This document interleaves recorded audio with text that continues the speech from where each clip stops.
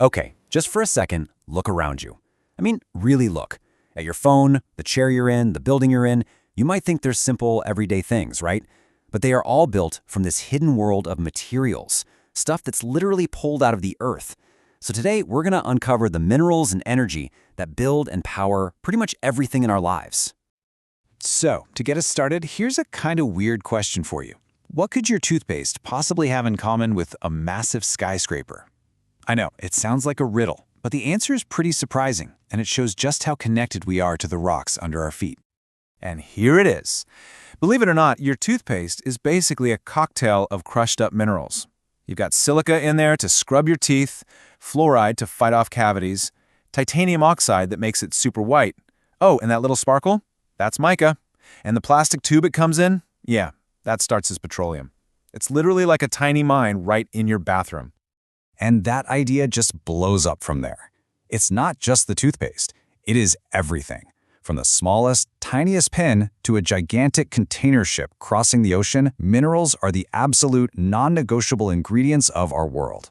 They are the foundation of everything we build and everything we use. So, okay, we know we need this stuff, but what is a mineral really? What are we looking for when we go digging? So, for our first section, let's figure out how we get from just a plain old rock to a resource that we can actually use. Well, if you ask a geologist, they'll tell you a mineral is a homogeneous, naturally occurring substance. The important part is that it's a pure ingredient with its own unique internal recipe. And that recipe can create things as soft as talc or as hard as a diamond. But, and this is a really key distinction, we have to talk about the difference between a mineral and an ore. See, you almost never just find a big chunk of pure copper lying around. Instead, what you find is copper ore, which is a rock that has enough of that copper mineral mixed in to make it worth the effort of mining it. The ore is the raw package. The mineral is the prize you're trying to get out. So where do we actually find these ores? Well, they form in a bunch of different ways. Sometimes hot liquids fill in cracks in older rocks, creating these things called veins. Other times, they settle down in layers, like coal does.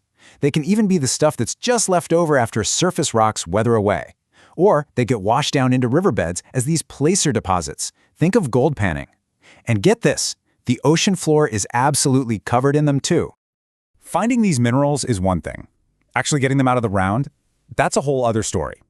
In this next section, we're going to look at the real price of extraction, because it's a process that is full of challenges and it comes with some serious costs, both for people and for the planet.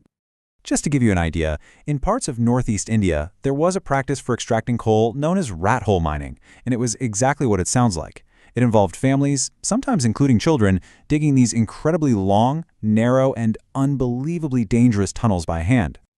I mean, you can just imagine the extreme risks involved in something like that. Thankfully, recognizing what a constant threat this was to the miners, India's National Green Tribunal has declared these activities illegal, trying to push for much, much safer ways of doing things. And look, the dangers aren't just limited to one type of mining. The dust and fumes can cause terrible lung diseases. Collapsing roofs, flooding, fires, these are constant threats. And then there's the environmental damage, from poisoning local water sources to just destroying the land by dumping waste. We have to have strict safety and environmental laws to stop mining from becoming what some have called a killer industry. But, you know, our relationship with these minerals can also be kind of weird and fascinating. Get this. Napoleon III, the Emperor of France, thought aluminum was more precious than gold. It's true.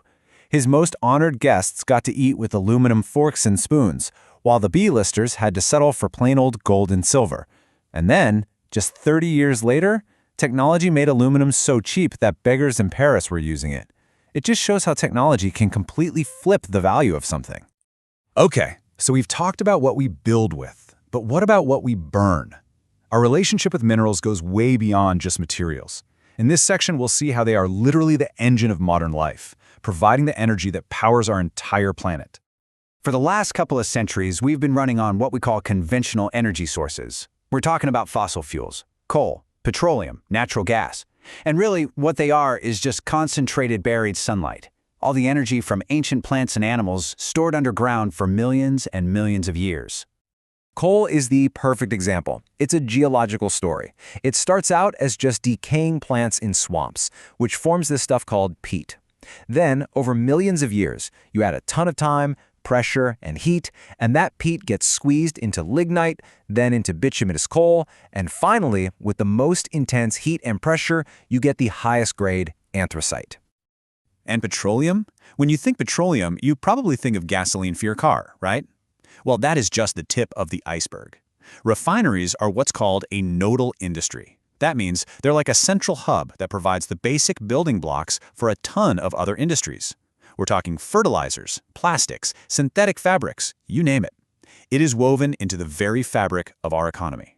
And all of this incredible, intense reliance on minerals for both our materials and our energy, well, it brings us to our final and, honestly, most critical section.